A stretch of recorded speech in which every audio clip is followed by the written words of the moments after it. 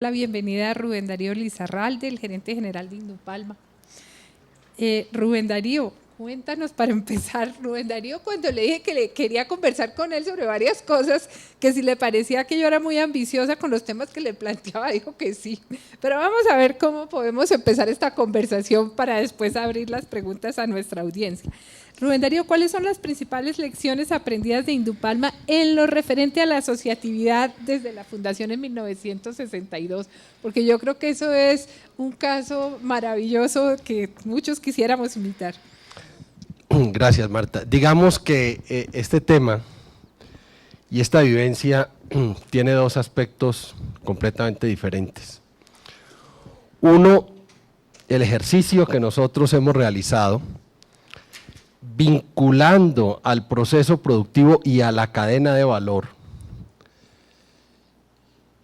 a los campesinos a través de cooperativas de trabajo asociado. Pero cooperativas de trabajo asociado en la perspectiva de un verdadero emprendimiento.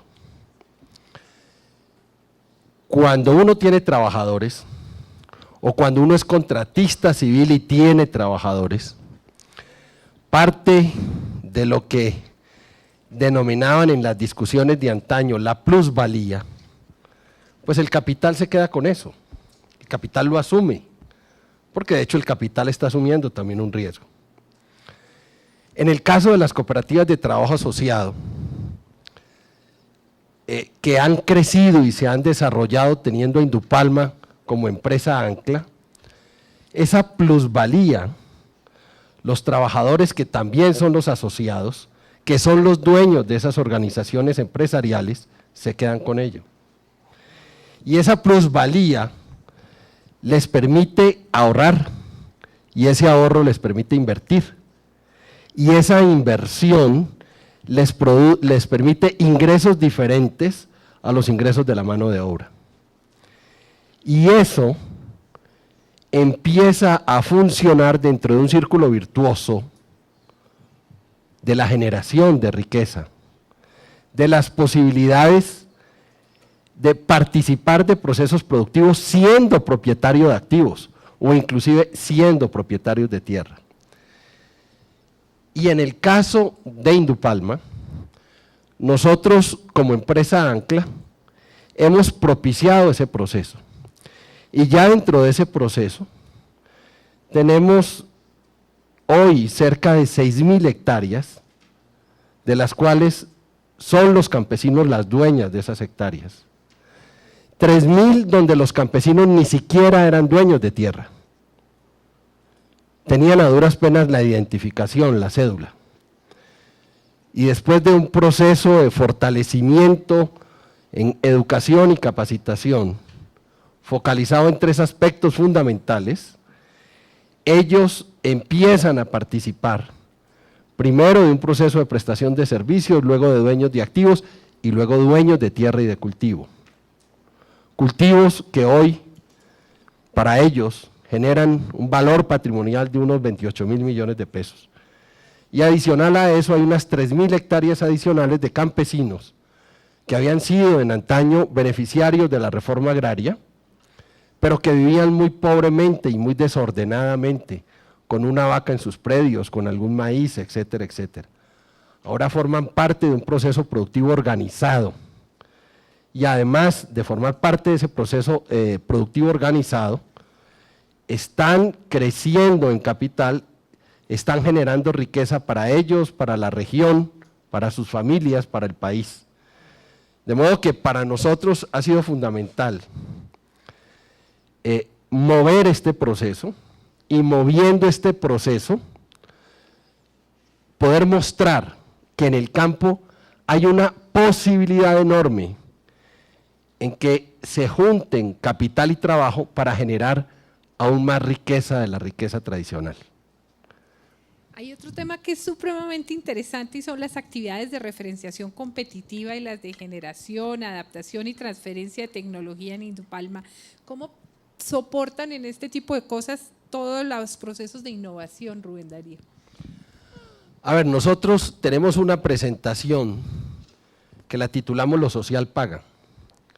Es increíble, a principios de los 90 con la apertura, Indupalma estuvo a punto de desaparecer. Altísimos costos laborales, competitividad cero y enfrentarse a una apertura, a una disminución de ingresos, etcétera, etcétera. El haber interpretado que nosotros como empresa Ancla podíamos articular a toda esta expresión social en un proceso de visión empresarial, no social, sino empresarial, pero que les da una sostenibilidad en lo económico y en lo social, nos ha permitido a nosotros también ser mucho más que las transmitimos a nuestros socios estratégicos, y eso refuerza ese círculo virtuoso de la generación de riqueza y del fortalecimiento de los negocios productivos. ¿Cómo estas actividades han logrado aumentar la productividad en este sector en Colombia? ¿Cómo se comparan internacionalmente? Y aquí viene el atrevimiento. ¿Y cuáles son los retos en el mediano y largo plazo? ¿Qué sigue? A ver, nosotros en el tema agrícola somos competitivos, y no solamente somos competitivos, sino que producimos un mejor aceite del que producen pues los grandes jugadores en este sector, que son Malasia e Indonesia. Pero en materia agrícola somos competitivos y producimos muy bien. En materia agroindustrial no. Lamentablemente, pues hay una cantidad de plantas que procesan fruto para 1000 hectáreas, para 2000 hectáreas, para 3000 hectáreas, y ahí nosotros perdemos toda competitividad. De todas maneras, este es un sector que está abierto, es un sector que sus precios los está determinando el mercado que se expresa en Rotterdam.